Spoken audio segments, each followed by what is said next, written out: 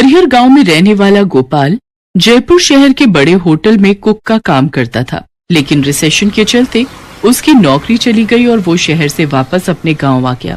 आकर वो क्या काम करे, उसे कुछ समझ नहीं आ रहा था। काम न मिलने के कारण वो काफी परेशान रहने लगा।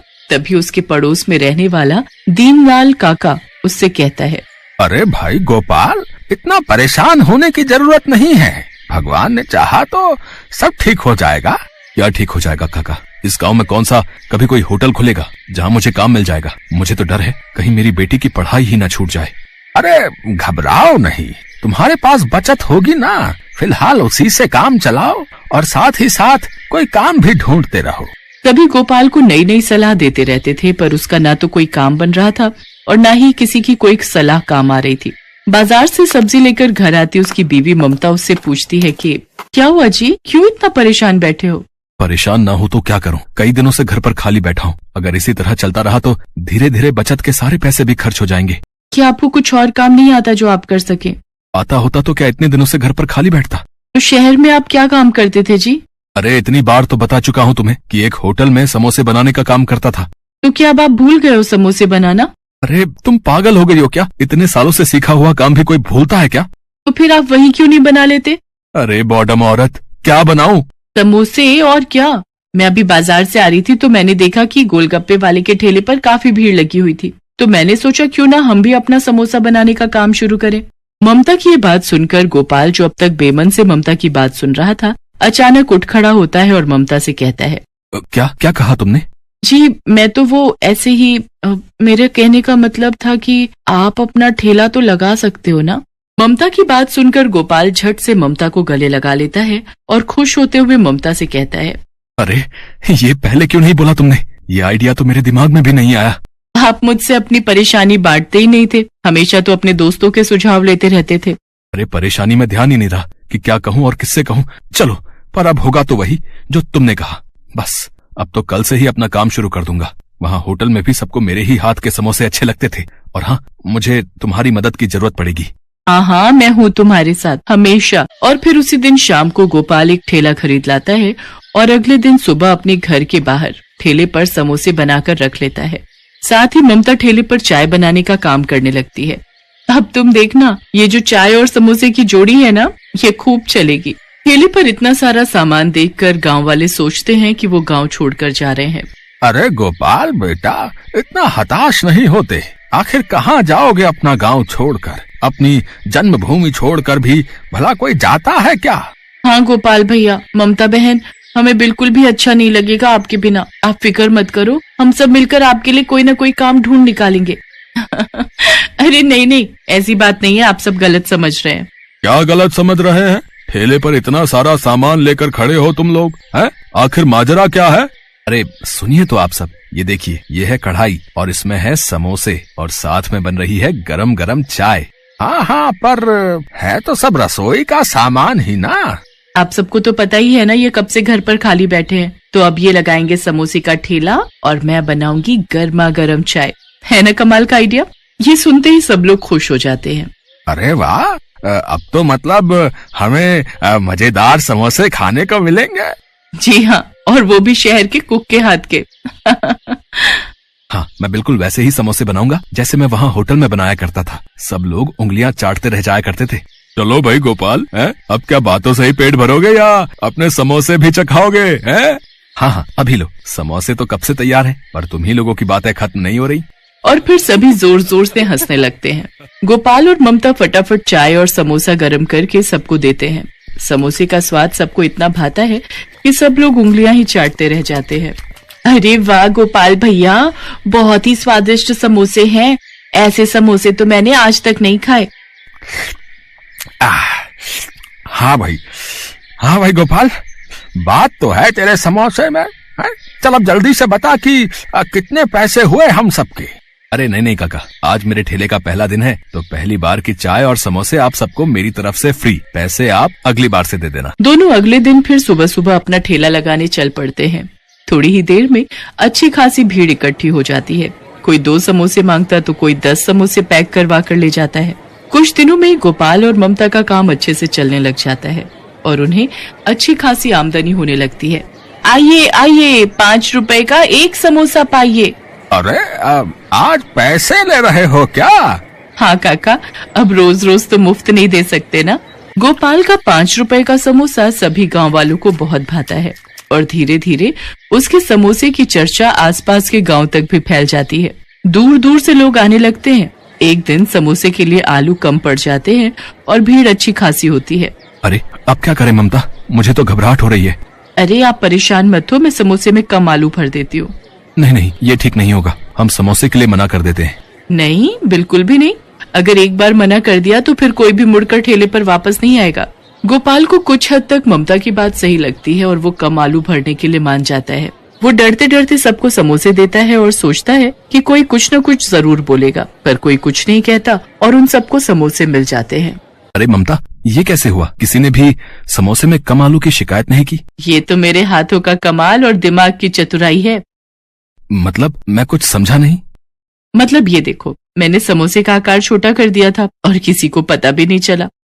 ये देखकर गोपाल को भी लालच आ जाता है और वो कहता है, वाह, ये आइडिया तो कमाल का है। अब कल से हम ऐसे ही समोसे बनाएंगे। समोसे का आकार छोटा और दाम 7 रुपए। क्यों, क्या कहती हो? बिल्कुल सही जी। सब खाने में इतने मगन रहते हैं कि किसी को कुछ पता भी नहीं चलेगा और हमारा मुनाफा ही मुनाफा होगा। अब दोनों के मन में लालच आ जाता है और धीरे धीरे समोसे में से आलू कम होने लगते हैं। अरे भाई गोपाल, आज समोसे में आलू कम नहीं लग रहे हैं क्या? है? कम लग रहे हैं ना? बंसी भाई, आज थोड़ा कम आ गया होगा। अब कम ज्यादा तो होता ही रहता है, बनाते बनाते पता ही नहीं चलता। हाँ हाँ, बात तो तुम्हारी सही है। और इसी तरह उनका व्यापार बढ़ने लगता है और अगर किसी दिन कोई छोटे और कम आलू वाले समोसे की शिकायत करता भी तो अगले दिन उसे बड़ा और ज्यादा आलू वाला समोसा दिया जाता, जिससे कोई कुछ न बोले। ऐसे कई दिन तक चलता रहा। दोनों सबको बेवकूफ बनाने में लगे हुए थे। अजी सुनो, मैं क्या सोच रही थी कि जो भी हमारी बचत हो रही है उसको हम एक अलग गुल्लक में डाल देते हैं और फिर उस पर लिख देते हैं बचत। आगे जाकर हमारे घूमने फिरने के काम आएगी। बड़ा गजब का सुझाव है। मुनाफा का मुनाफा और बचत की बचत, और तो और किसी को कुछ पता भी नहीं चल रहा है। अब आप देखते जाइए, कल से हमारा और सामान बचेगा। पर वो कैसे? अब क्या चल रहा है तुम्हारे दिमाग में? कल से समोसे के लिए आटा सिर्फ मैदे का ही नहीं होगा, बल्कि उसमें हल्के किस्म का आटा और थोड़ी सूजी भी मिला देंगे। साथ ही उसमें भरने के लिए आलू कम और दूसरी चीजें ज्यादा होंगी। अरे नहीं नहीं, ये ठीक नहीं होगा। अगर किसी को पता चल गया तो? क्या आज तक तुम्हें कुछ पता चला कि मैं आटे में बहुत कुछ मिला रही हूँ? अरे मोरी मैया, क्या सच में तुम ऐसा कर रही थी? हाँ बिल्कुल, और वो भी आज से नहीं बल्कि कई दिनों से। अब दोनों के मन में सोचकर ही लड्डू फूट रहे थे कि मुनाफा उनका दुगना होने जा रहा था। कई महीनों तक यही सब चलता रहा। एक दिन की बात है, उनकी बेटी खुशी स्कूल से आते ही बेहोश हो गई। गोपाल ने देखा तो उसका शरीर बहुत गर्म था, उसे काफी तेज बुखार था। ममता और गोपाल भागकर उसे डॉक्टर के पास ले गए, पर उनकी बेटी को कोई आराम नहीं मिला। वो एक डॉक्टर से दूसरे डॉक्टर के पास भागते रहे। इसी कारण उनका ठेला भी काफी दिन तक बंद रहा और नौबत यहाँ तक आ गई कि उन्हें अपनी बचत वाली गुल्लक भी फोड़नी पड़ी। उसका भी सारा पैसा खर्च हो गया। फिर धीरे धीरे खुशी ठीक होने लगी। खुशी के घर आने के बाद उन्होंने अपने पैसे जोड़े तो उनके पास बस इतना ही बचा था कि उनका 1 हफ्ते का राशन पानी चल सके।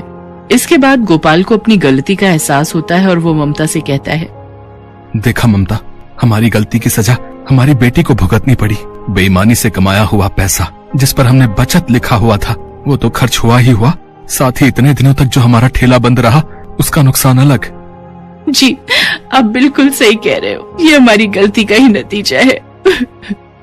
अब उन दोनों को अपने द्वारा की गई बेईमानी का सबक मिल चुका था और अगले ही दिन से वो वापस पहले की ही तरह ईमानदारी से समोसे बनाने लगे।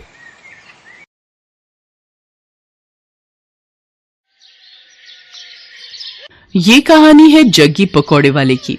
जग्गी की पत्नी सीमा और जग्गी दोनों मिलकर पकौड़े बेचा करते हैं। जग्गी के पकौड़े लोगों के बीच काफी प्रसिद्ध हैं।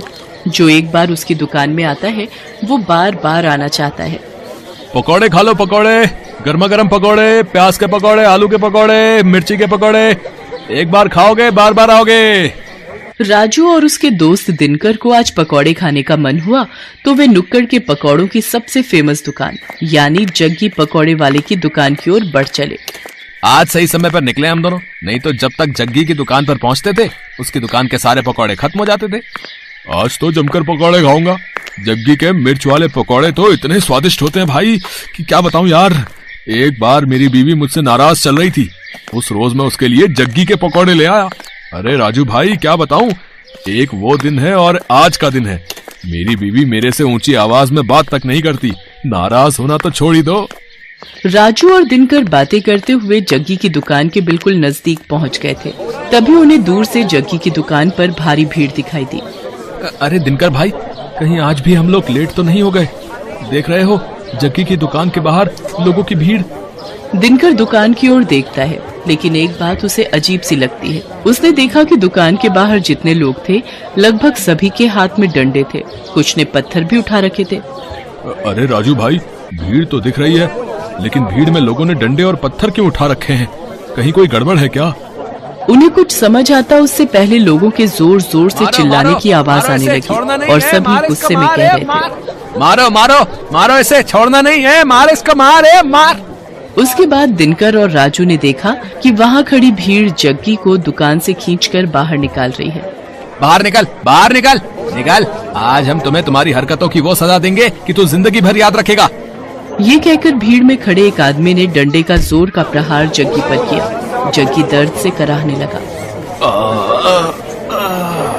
उसके बाद तो कई लोग डंडे से उसे मारने लगे। उसके सिर से खून निकलने लगा। वो लोगों के आगे हाथ जोड़कर माफी मांगने लगा। छोड़ दीजिए मुझे। तुम्हें छोड़ दूं? हैं? तुम्हारे जैसे बेशर्म पकौड़े वाले को छोड़ना मतलब तुम्हें गलत काम करने की छूट देना।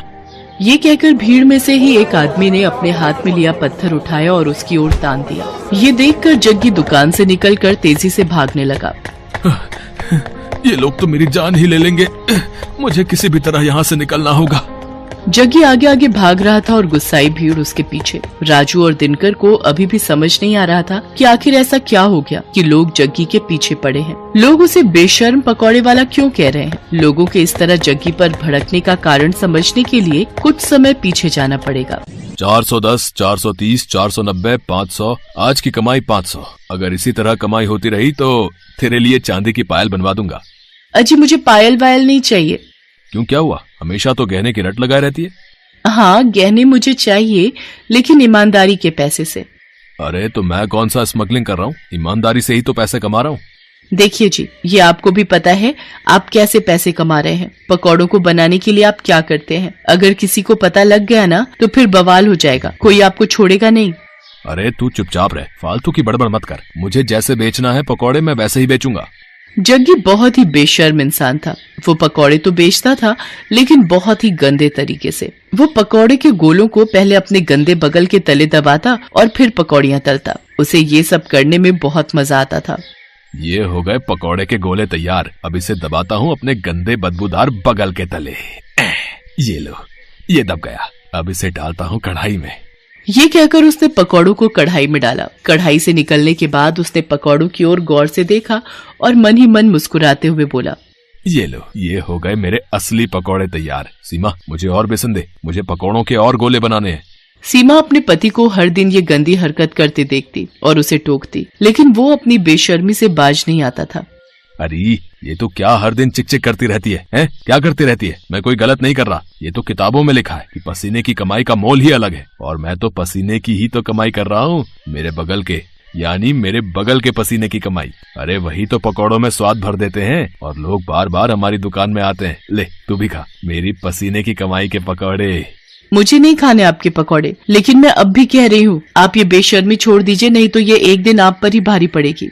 लेकिन जग्गी पर अपनी बीवी की बातों का कोई प्रभाव नहीं पड़ता। वो अपनी बेशर्मी जारी रखता और अपने ग्राहकों को जो उस पर इतना विश्वास करते थे उन्हें पसीने से सने गंदे पकौड़े देता। समय इसी तरह बीत रहा था और जग्गी की बेशर्मी भी जारी थी। इस बीच सीमा गर्भवती हो गई। सीमा बहुत खुश थी। जग्गी भी ये खबर सुनकर बहुत खुश था। वाह सीमा वाह, देख रही हो भगवान की कृपा कैसे भर भर कर बरस रही है हम पर। हाँ देख रही हूँ, तभी तो आपको कहती हूँ अब तो वो काम छोड़ दीजिए, अब हमारा बच्चा आने वाला है। अरे तो फिर से शुरू हो गई। तुझे क्या दिक्कत है, हैं? क्या दिक्कत है मेरी तरक्की से? कभी कभी तो लगता है कि तुम मेरी सबसे बड़ी दुश्मन है। एक बार फिर से जग्गी ने अपनी पत्नी सीमा को चुप करा दिया और अपनी बेशर्मी में लगा रहा। लेकिन वो कहते हैं ना कि गलत काम कितनी भी चतुराई से आप करें, एक न एक दिन आपका भेद खुल जाता है और फिर उसके बाद आपको उन सारे पुराने गुनाहों का भी हिसाब देना होता है जो आपने किया होता है। एक दिन की बात है, जग्गी पकौड़े बनाने के लिए पकौड़ों के गोलों को अपने बगल के नीचे दबा रहा था और धीरे धीरे कढ़ाई में डाल रहा था। तभी दूर खड़े एक आदमी की नजर उसकी इस हरकत पर गई। अरे ये पकौड़ी वाला जग्गी क्या कर रहा है भाई? है? अरे छी छी छी छी छी, मुझे तो उल्टी आ रही है इसकी इस हरकत को देखकर। उसने चुपके से जग्गी का वीडियो बना लिया और फिर उसकी दुकान पर गया। ओए जग्गी, तू तो बड़ा बेशर्म है? तुम्हारे ग्राहक तुम पर इतना भरोसा करते हैं और तू उन्हें गंदे पकौड़े खिलाता है? गंदे पकौड़े? ये आप क्या कह रहे हैं भाई? ज्यादा भोले मत बन और सच सच बता, तू पकौड़ों को तलने से पहले उसे अपने बगल के नीचे दबाता है ना? छी छी छी छी, ये आप क्या कह रहे हैं साहब? भला ऐसा कौन करता है? मैं तो पूरी सफाई से अपना काम करता हूँ। क्यों सीमा, बताना साहब को। सीमा ने जग्गी की बात का कोई जवाब नहीं दिया, बस अपना सिर नीचे झुका लिया। वो ग्राहक समझ गया कि जग्गी इस तरह उसकी बातों को नहीं मानेगा। उसने जो वीडियो बनाया था वो वीडियो उसने लोगों को भेजना शुरू कर दिया। जिसने भी उस वीडियो को देखा उसे उबकाई आने लगी। छी छी छी, बाप रे, मैंने भी तो इसके यहाँ के पकोड़े खाए थे। वो ऐसे पकोड़े बनाता है? इस तरह से तो वो लोगों की सेहत से खिलवाड़ कर रहा है। वो वीडियो 1 से 10, 10 से 100 और 100 से फिर लाखों लोगों तक पहुंचकर वायरल हो गया। उस वीडियो को देखकर सभी को बहुत गुस्सा आया और गुस्से में वे सभी जग्गी की दुकान पर डंडे और ईंट पत्थर लेकर पहुंच गए। आज छोड़ना नहीं इसको, इसकी सारी बेशर्मी आज हम निकाल देंगे, मार देंगे इसे। हाँ, आखिरकार लोगों ने उसे पकड़ लिया। एक बार फिर से सभी उसकी पिटाई करने लगे। तभी उसकी पत्नी सीमा भागती हुई वहां आई और लोगों के आगे हाथ जोड़ते हुए उसने कहा, मैं जानती हूँ कि इनकी गलती माफ करने के लायक नहीं है। इन्होंने आप लोगों के विश्वास का खून किया है, आप लोगों की सेहत के साथ खिलवाड़ किया है। लेकिन आप लोग इन्हें मार देंगे तो मेरा बच्चा जो अभी मेरी कोख में है, उसके सिर से पिता का साया उठ जाएगा। भगवान के लिए मेरे कोख के बच्चे पर रहम कीजिए और इन्हें छोड़ दीजिए। एक गर्भवती औरत की गिड़गिड़ाहट को सुनकर लोगों का दिल पसीज गया और उन्होंने इस वादे के साथ जग्गी की जान बख्शी कि भाई कान खोल के सुन लो, हम तुम्हें छोड़ तो रहे हैं, लेकिन अब कभी इस तरह और इस जगह पकौड़े ये नहीं बेचेगा। इसे ये जगह छोड़नी होगी।